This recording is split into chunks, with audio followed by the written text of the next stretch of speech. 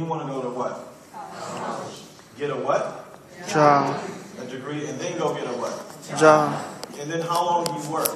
4 years. 4 years. See, I remember when my parents were having this conversation with me, and my father said, you want to choose something you love because you're going to do it for your life. That didn't sound good to me. And I'm just being honest, it's just the way I thought. But I was immature. But one good thing happened in my life. Really good thing. I had... You're good, brother. You're good.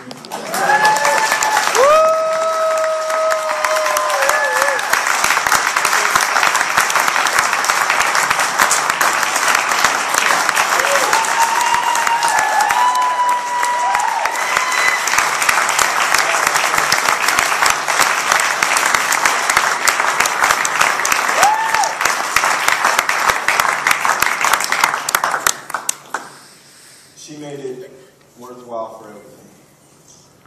I had no problems working 80, 90 hours a week until she came into my life. Look, I tell people all the time, time is the most valuable thing you have on this planet. We always, it seems like the only time we see each other is when people pass. And then we say, you know, we should meet more often, not just when people pass. Well, what are you doing right now?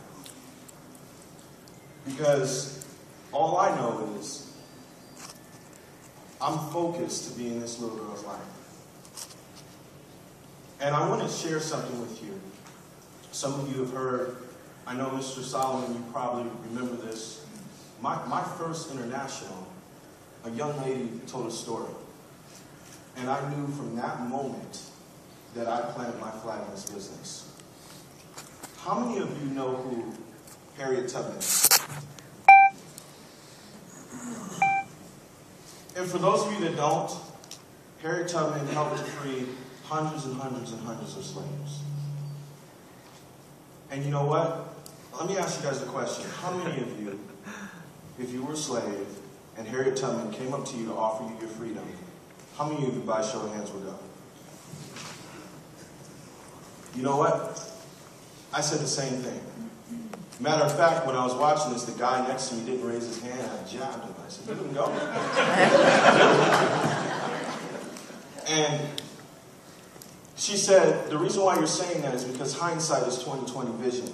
You have your freedom now, and you're thinking about not being free and someone offering it to you. The fact of the matter is, every single person she came up to was a slave. And the majority of them didn't go. Because everyone they knew walked like them, talked like them. Everyone they knew was a slave. How could they possibly conceive being free? It wasn't real. They would go up to people and they'd say, sister, you don't have to live this way. We're taking people to freedom. It'll take you 6 months through the Underground Railroad. But if you come with me, you'll be free.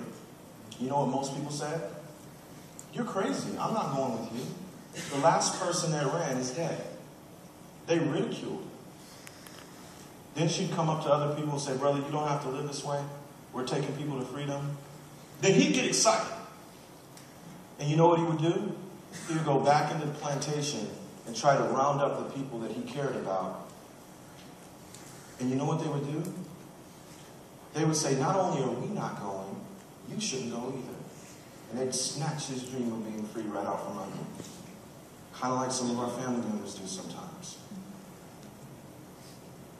Then she would go up to other people and say, brother, you don't have to live this way. We're taking people to freedom. He'd get excited just like he did. And the only difference was he would say, when he talked to his people in the plantation, and they said, you shouldn't go, he would say, well, then you stay, I'll go, because I'd rather die for my freedom than live in captivity as a slave. And God forbid I have the same result for my children.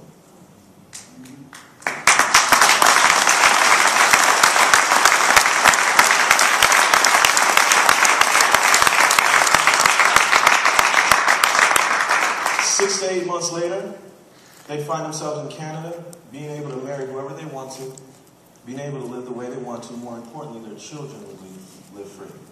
What did they have to change? The way they think. The way they think. See, here it is today, and as a society, we think a certain way. And when people come up to you and offer you an opportunity that's different, you ridicule them. You say you're crazy. It's a pyramid. It's one of those things. My friend tried one. He failed, and so I won't do it. That's like me saying I'm not going to college because some of my friends failed in college. It doesn't make sense.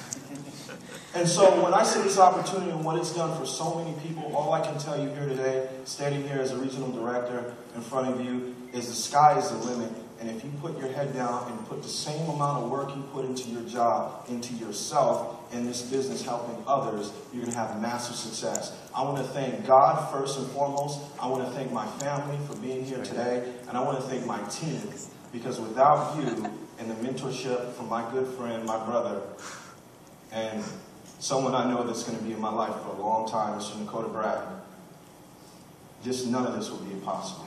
So I appreciate all of you for coming out. Thanks a lot. It means the world to me. And I'll see you later.